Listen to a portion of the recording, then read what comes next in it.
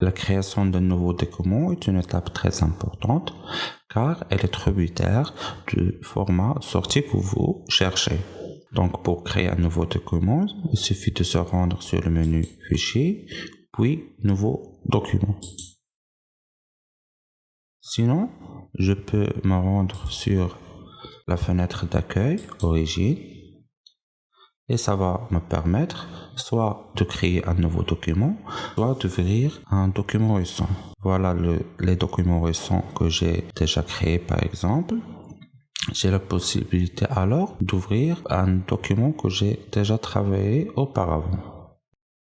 Voilà. Sinon, vous avez ici des accès rapides pour des préconfigurations les plus utilisées, par exemple A4, carte postale, web large, etc. Donc, on va décider, nous, de créer un nouveau document. Voilà. Dans cette fenêtre, nous avons un onglet pour les préconfigurations récentes, comme A4, lettres, etc. Ce sont les préconfigurations que j'ai utilisées auparavant. Voilà. Ici, si vous avez déjà enregistré un modèle, voilà. Et ici, nous avons des préconfigurations adaptées, par exemple, au mobile, iPhone X, iPhone, etc. Ou bien des préconfigurations adaptées au web. Voilà les différentes tailles les plus utilisées pour format web. Ici, nous avons les préconfigurations pour impression. Les plus connues sont lettres A4, légal, tabloïd, A3, etc. Des préconfigurations pour les films et les vidéos. Nous avons ici par exemple un format 2K, 4K, 1280 x 720 pixels par exemple.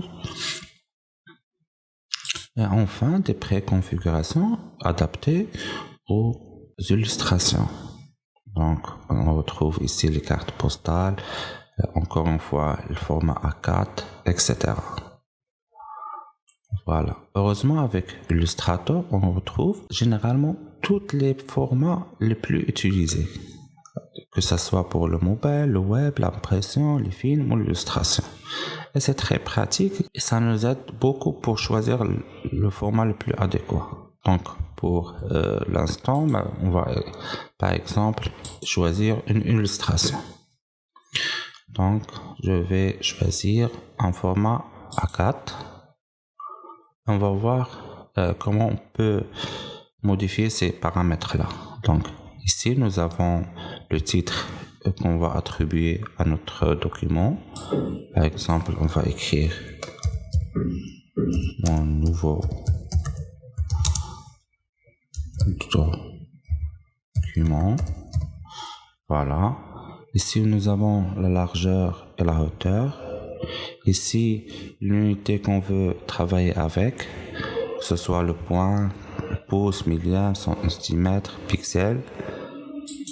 On va choisir par exemple centimètre. On a ici l'orientation qu'on recherche sur ce document, le plan de travail. Parfois, c'est très pratique. Par exemple, dans le cas où je veux créer un document de plusieurs pages, par exemple format 4, je peux décider dès le début de choisir par exemple 10 plans de travail, c'est-à-dire des pages. Voilà. Ici, nous avons le fond perdu. On peut modifier ces valeurs. Ce sont les marges extérieures du document. Et ici, nous avons quelques options avancées. Donc, ne négligez pas ces options, elles sont très importantes. Surtout par rapport au mode colorimétrique. Par exemple, lorsqu'on veut un format pour impression, il est très important de choisir une couleur CMGN, le mode colorimétrique le plus adapté aux machines d'impression. Les formats pour le web ou bien l'illustration, il est conseillé d'utiliser les couleurs RGB. Ici, nous avons les effets de pixelisation. C'est-à-dire, par exemple, le plus élevé, c'est 300 points par pixel. C'est généralement en fonction de de la qualité ou bien des performances de machines d'impression par exemple. Si vous avez de grandes performances, il est conseillé de choisir des effets de pixelisation plus élevés. Par exemple ici 300 points par pixel. Et enfin le mode d'aperçu soit en pixel soit en surimpression. Voilà, surimpression pour visualiser avec précision la sortie que vous aurez à la fin d'impression.